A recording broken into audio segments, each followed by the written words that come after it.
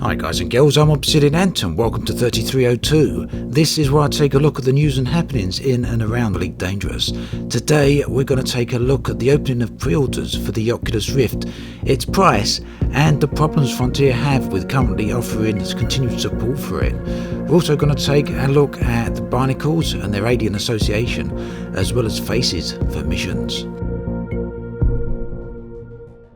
The big news from last week was the opening of pre-orders for the Oculus Rift.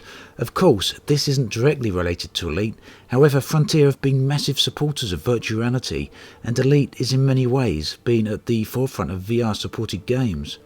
For a lot of people, Elite has been the go-to experience for anyone wanting to try out VR. I have an Oculus Rift DK2 myself, and it really does dramatically change the game, and people aren't wrong when they say that VR places you inside the world. It really is an amazing experience. However, the DK2 does have a very low resolution, and this is one of the reasons people have been so looking forward to the release of the consumer version of the Rift, among many other reasons of course. However, straight out of the gate, the Rift has potentially hit two snags. Firstly, the price point, which is higher than many were expecting, and secondly, Frontier have publicly stated that at the moment they are unable to comment on whether they will be able to support the Oculus Rift in Elite Dangerous. Now, the price does indeed seem quite high. It's higher than I was expecting personally, although Oculus have stated that they are not making any profit on these units, and indeed they are actually subsidising the sale costs. Personally, the price is out of reach for me at the moment for what I want to pay for VR. That said, the headset is by all accounts very well made and has a lot of expensive components. In terms of release prices of new technology, such as phones, high-end tablets and day one console releases, the Rift is well within that price region. Of greater concern is the problems that Frontier seem to be having with offering support for the Rift. This started with the changes in more recent SDKs released from Oculus. As of version 0.7, Oculus removed support for extended mode. Up to that point, the Rift had two modes of operation: extended mode, which made the Rift function as an additional monitor, and direct mode, where the game or app fed directly into the headset. Elite has never worked very well with direct mode, with significant frame rate and latency issues among other things. Some people were completely unable to get Elite to work with direct mode full stop. However, Elite has always worked flawlessly with extended mode. That was up till SDK 0.6. With the next release of the SDK and the removal of extended mode, Elite was no longer able to work with the Oculus Rift when using the latest SDK. At that point, Frontier stated that they were only able to offer support for SDK 0.6 and were in discussions with Oculus about getting the game working with newer SDKs. That was many months ago. Now we are hitting the release of SDK version 1 along with the upcoming release of the retail version of the Rift. And as of last week, Frontier released a short statement on their forums reiterating that they are only able to support SDK 0.6 and are still in discussions with Oculus about getting Elite working with the newer SDK. This essentially means, as of this moment right now, Elite will not support the Oculus Rift out of the box. There have been a few workarounds where people have managed to get the Rift development kit working with the recent SDKs through Steam VR, but this can be a bit hit or miss, and there is no guarantee this will work for the retail Rift.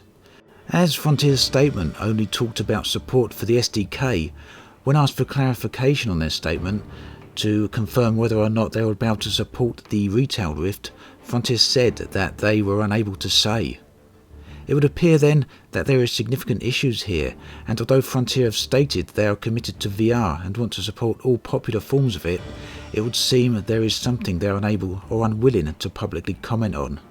As of now, Frontier have implemented full support for the Vive and Steam VR, so hopefully it isn't too long until we hear more on Elite and support for the retail Rift. For many though, this is a cautionary tale to perhaps not yet pre-order an Oculus Rift if your only intention is to use it with Elite Dangerous. After the release trailer for Horizons, some people noticed green alien-like structures shown in a brief clip within the video. Players have come to call these objects Barnacles.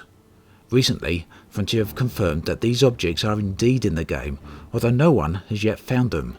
Further to this, recent missions in-game are mentioning meta-alloys, something that as of yet no one has been able to find. Michael Brooks suggested that meta-alloys and barnacles are connected, and for those wanting to locate them, he offered the following advice. Nebula are good places to look, especially the one with the Seven Sisters in it. The Seven Sisters are of course located in the Pleiades Nebula, an area of extreme recent interest. Many of the unknown artifacts have been found in this region, and indeed all unknown artifacts, when in space, point to Merope, one of the Seven Sisters. Further to this, two community goals have expanded human influence into this nebula, first constructing Obsidian Orbital, and then beginning the process of constructing a planetary base with the aim of researching the unknown artifact in this area. Over this weekend, players were out in force searching the region for these barnacles, unfortunately without any results. It would seem then, for now, that a vital clue may be being missed. The result that people are searching blindly across many systems and dozens of planets and moons for an object that they don't know what actually looks like. But regardless, players have pushed through previous puzzles released by Frontier, and this one in particular suggests that there is now an alien presence in the galaxy, and we need only discover it. Recently on Reddit, a very interesting image was created and posted by Tuko So, and I apologise if I've butchered your name there. In this image, he added a few characters to mission descriptions. These characters are the ones generated by Elite's character creation system, the ones Frontier have so far publicly shown. As you can see here, the image adds an immense amount of life to the game. The Reddit thread was very popular with over 1,000 upvotes and a clear sign that the community approves. Frontier have previously been asked whether they would add character faces to missions. Their answer was that they have no plans to do so. However, I suspect that is an answer that could well change, and after seeing this image, it's very hard not to recognise the allure of such a thing. If there is one thing that players ask for again and again, it is to bring more life into Elite. And this goes to prove that even a relatively minor change could go a very long way to doing that. As a reminder, the Distant Worlds expedition is due to depart on the 14th and 15th of January. The departure point is from the Polini system, and I've put a link in the video description below to the forum thread, which will give you all the details you need. But essentially, just as very brief coverage, I've mentioned this a few times before, but the Distant Worlds expedition is a journey to the other side of the galaxy. Currently there are over 500 players registered, making it the largest fleet ever assembled in Elite Dangerous. There are two departure times, making it easier for the various time zones. The first is on the 14th of January at 8 PM UK time, or GMT. That's also in-game time. This is for European-based time zones. The other is on the 15th of January, just basically a few hours later at 0200. That's in-game time. That's for USA, Canada and South American-based time zones. Unfortunately, these are the only two departure times available, so anyone else in other time zones, you're going to have to choose one of these that best suits you, unfortunately. I'm very much looking forward to going along on this myself, and I will be there at 8 PM on the 14th, so for those of you that are going along, I'll see you there. So that just about covers everything for this week's episode of 3302.